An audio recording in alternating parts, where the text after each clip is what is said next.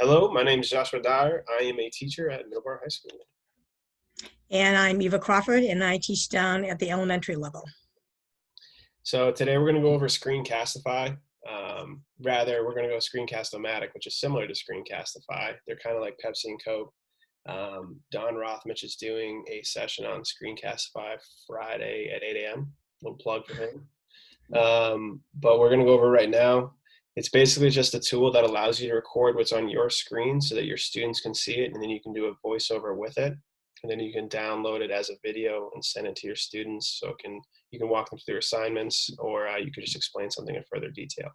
So Ms. Crawford's going to go through it as if she's a first-time user, and then I'll take up a little bit later, and I'll go through how to make a video. Okay, so let's share my screen here. This here is the Screencastomatic website, and it's pretty easy. You just put in an email. Yep, and let's see if this will let me do it.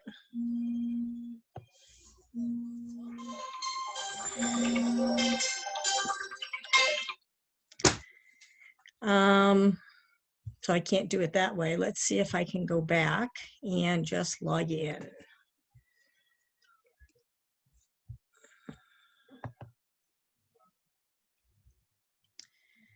Oh, look at that. I'm already logged in. Wonderful. Okay, so you can click right here, start recording for free. This gives you a little bit of information. And right down here is your free recorder. You can pay for this service, but the free recorder is, for what we use it for, is pretty good. So if you click on Launch Free Recorder, it'll just load it up.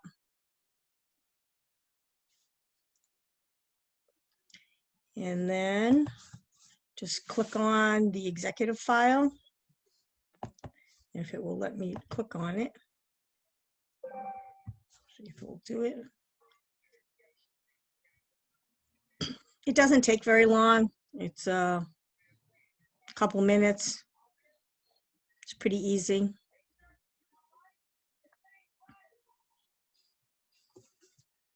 And once it's downloaded once, you never need to do it again. It's just on your computer.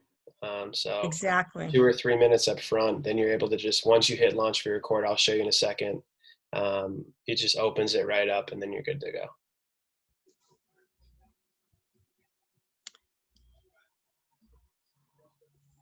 And there you have it. This is the recorded screen.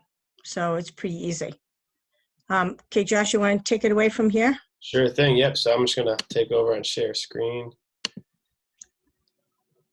Alrighty. So if I were to ask if one of my students on my caseload were to ask me, "Hey, Dyer, where do I find what I need to find about scholarship information?" And I'm like, you know what? I know other students are going to have this question for me. I just go to the Screencastomatic website, which is right here, which Mrs. Crawford already showed us, right? So if I haven't logged in yet, if you haven't signed in, you just sign up right here. And that's what Mr. Crawford was showing you right before. I'm just going to go ahead and hit login. And once you sync it with your Google account, it's a whole lot easier, I think, because all I do is this. I forget my passwords. Just, I'm like one of the kids in that way where I'm like, wait, what is it? Is it password 123 or password 321? I don't know. So once it does load, it'll show the screen. There's 2 different views. So I'll show you both, but both do the same thing. There it is. So this is the first view. You can see that I've used it before. I have a different account that I use now, but the first one I ever did was how to order a pizza. It was very average, but it can be kind of fun, and it was through a class actually that I learned about this last year. So I have the free version, and I have not done the paid version yet. I've done a lot of videos over time, and so far so good. So right up here, this is just your profile and stuff. See how I said there was a second view right up here where it says switch to beta view. This is a little bit if you like this organization more so, then you could do it here. But I guess I'm old school in the way that I'm just used to the original view. So all I'm going to do is hit start recorder. I already have the software downloaded. So when it says, do you want to open the application? Heck yeah, I do. Then it's going to open on up. See, I don't have to download anything. All it is just opening. My computer's 7 years old, so it does run a little bit slower than some others. So independent upon your Wi-Fi strength. And this works on pretty much anything, whether it's a PC or it's an Apple product. I believe it works on Chromebooks too, so it's pretty versatile. Yeah, so now you can see that there's this screen. Ms. Crawford, are you able to see the box? I am, yep. Perfect, yeah. So that screen is your actual window of what you're recording. So if you want to cut down on some stuff, you can bring it in, you can bring it out. It doesn't really matter. One suggestion I have for you is maybe just open up an entirely new tab through Google Chrome or Safari or Firefox, whatever it is that you use.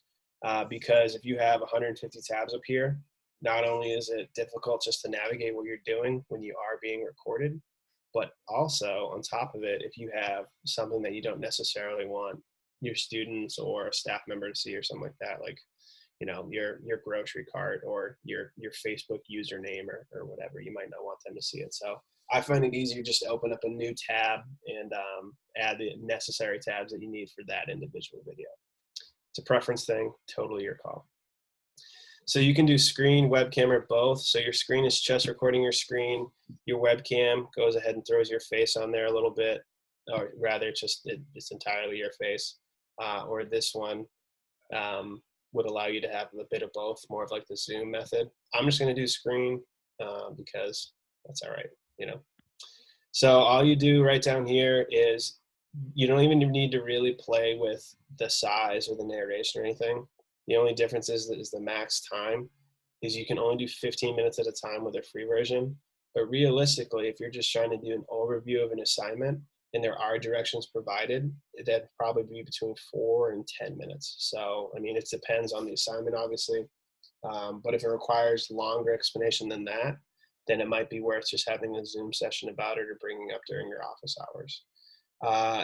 So I'm going to do it. Yeah, I always just go through computer audio anyway. And then all you do is you hit record down here. Gives you a nice little countdown. And like I said right in the beginning, so it's a bit of a throwback, you know, my senior students are asking me where they can find scholarship info because I'm not able to provide it to them in a hard copy form because of everything that's going on. Well, it's a great question, Jimmy. So all I'm going to do is go to the Middleborough website. So this is what you need to do, kids. Middleborough High School. Look it up. Perfect. The homepage. All right, guys, and once you get to the homepage, you just let it load up. And then you scroll down. Scholarship booklet now available. Sweet. And then you open it up, and you can scroll through it. All right. And then I would go ahead and just pause my video. And before I do the actual export itself, I mean, obviously it can be a little bit longer than that. It can be more detail. This was a fairly simplistic thing to do just for the purposes of showing it to you today. But if your student's like, I have no idea where to get there, it's a whole lot harder to say, go to the Middleborough website, click to the About Us tab, go over to the community, go down. So it might just be easier to show them. And that's what this is great for. The only other thing that I would suggest is if you don't have to use a student's name, don't. Just because it gives you the opportunity to reuse these videos, and it also just allows for that ability of not necessarily breaching any form of confidentiality if you are going over an individual assignment. So that would be my suggestion. But that's, you know, that's neither here nor there. So I just finished recording. I hit the pause down here. If I hit that again, it'll continue to record. So if you feel a cough fit coming on, you can actually pause it so that you don't cough through your video, which has happened before because I'm a bit of a chatty cat. Yep. Yeah, I'm a bit of a chatty cat. So I've learned over time to keep water or something nearby, but if you need to pause and keep going, you're good to go. I You like can, to review my stuff too, yeah, yeah, which is true. at least once before I finish. If you sneezed right in the beginning and you're like, you know what, not worth it, toss it out of there. Just delete it before you even try to export it because you're like, it was a bad take. I've definitely done it before where I've done like the first take. I said like and more than I could possibly imagine, and I just knew it was terrible, so I just tossed it. But if it's only a 5-minute video, it's not a big deal. So once you're done recording and you're like, that's all I need, you just hit done, and it gives you a few options.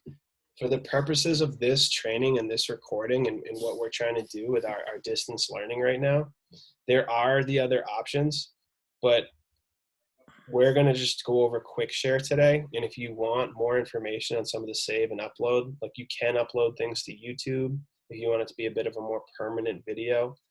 But the quick share, it saves it to your profile and stuff, which is good too. So I'll show you that.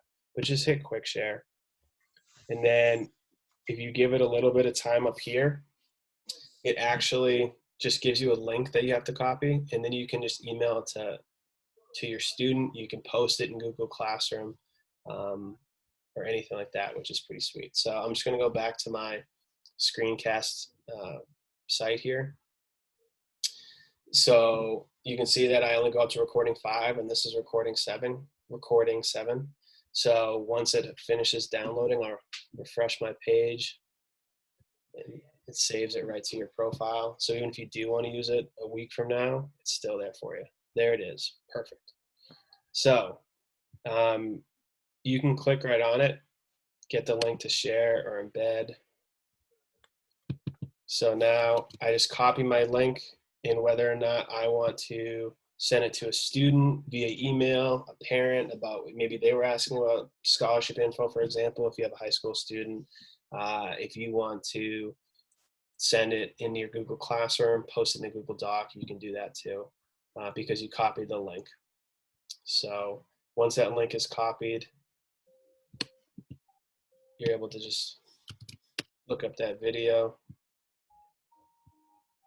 anywhere. See, I just opened a new tab, and now I can watch it again, and then I can go through it. So you don't need any access rights or anything. So it's pretty straightforward. It's pretty great. I've used it a lot. Mrs. Crawford has used it a lot. It's great for distance learning, and that's what we're doing now. So if you have any questions, you can feel free to reach out to us via email. Mrs. Crawford, you want to say something?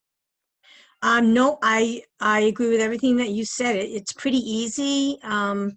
The free version for what we need to do is perfect for this. So you don't have to pay for it unless you decide you want to get a little bit more creative. I think it's a great program, and I find that it's the videos they're clear.